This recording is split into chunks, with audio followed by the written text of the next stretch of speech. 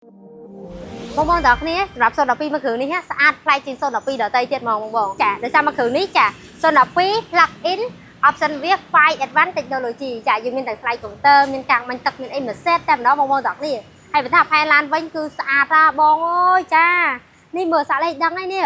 ស្លាកលេខ CG តំជីបានប៉ុន្មានខែម្ចាស់ដើមសិនទី1តែម្ដងផែនឡានស្អាតតានីឡានអត់មានប្រវត្តិបុកប៉ះទេចាអេតាឡានគឺថានៅសំណុំតាមទាំងអស់តែម្ដងបងយកមកគ្រឿងនេះណាចាគឺអត់ខកបំណងបានខាងក្នុងថ្មីស្អាតពូកស្បែកចាអេតាឡានខាងក្រោយចាផែនឡានគឺឡានអត់មានបុកប៉ះតាគៀកភ្នែកកញ្ចៅនៅសំណុំទាំងអស់មានរូបសុកេមានអីមកចាប់តែម្ដងបងចាមានភ្ជាប់មកជាមួយនឹងរីដូមានអីមួយសេតចាសម្រាប់ស្តុបខាងក្រោយគេឡើង014រួចជាស្នាចេះបងប្អូនទាំងគ្នាដូចឃើញរូបនៅក្នុងវីដេអូនៅសុកេបងប្អូនទាំងគ្នាចាយើងមាន auto check មានរូបសុកេអីមួយសេតចាបងប្អូននេះកន្លែងគូតក្រោយរបស់គេមានតែ plug in hybrid ចាកន្លែងនេះកន្លែងដាក់អីវ៉ាន់តិចតួចបងប្អូនយកមកគ្រឿងនេះទៅចំណេញច្រើនមែនតើបងប្អូនទាំងគ្នាបានសបកថ្មី4គ្រាប់ចា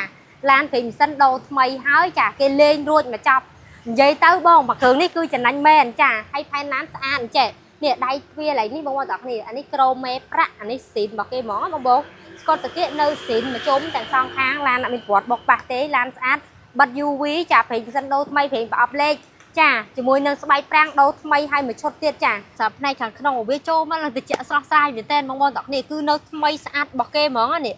នេះបងសម្រាប់ដៃចកោតរបស់វាប្រភេទដៃចកោតស្បែកស៊ីនហ្មងបងទាំងគ្នាចាហើយកន្លែងនេះក៏លេងយើងមានជាមួយនឹងប្រើប្រាស់ជាមួយនឹង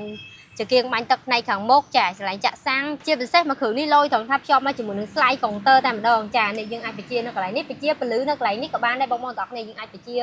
កុំឲ្យចាំងពេកឬក៏ឲ្យភ្លឺកាន់តែច្បាស់គឺអាចសេរីបានមកស្អាតនេះហើយឡើងនេះលយមែនទេបងកន្លែងតាប់ឡូកន្លែងនេះគេភ្ជាប់មកជាមួយនឹង plug in hybrid ដែរនោះកន្លែងមកខ្ញុំឆ្លាញ់ហ្មងស្អាតណាបងចាប្រភេទអេក្រង់ធំចាហើយវាមាន3 mode ដូចគ្នាបងចាប្រភេទ EV mode ចាជាមួយនឹង Eco ជាមួយនឹង Power យើងចង់ប្រើមួយណាក៏បានដែរបងទាំងគ្នាចាហើយបើថាពូកស្បែករបស់គេនេះ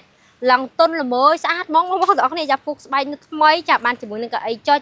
មកកាប់សេរីតែម្ដងចាហើយបើថាសាច់ដៃខ្ចៅចង់កលុកកលៀតមកគ្រឿងនេះធានាមិនឲ្យតោះឲ្យផែនឡានស្អាតស្ពាល់ទាំងសងខាងគឺនៅសំណុំតានហ្មងបងម៉ាស៊ីនប្រអប់លេខគឺមួយអែមអាគុយនោះខ្លាំងណាបងទាំងគ្នាយើងអាចមើលផ្ទាល់ជាក់ស្ដែងបានចាអូខេឥឡូវយើងមកមើលប្លុកម៉ាស៊ីនទាំងអស់គ្នា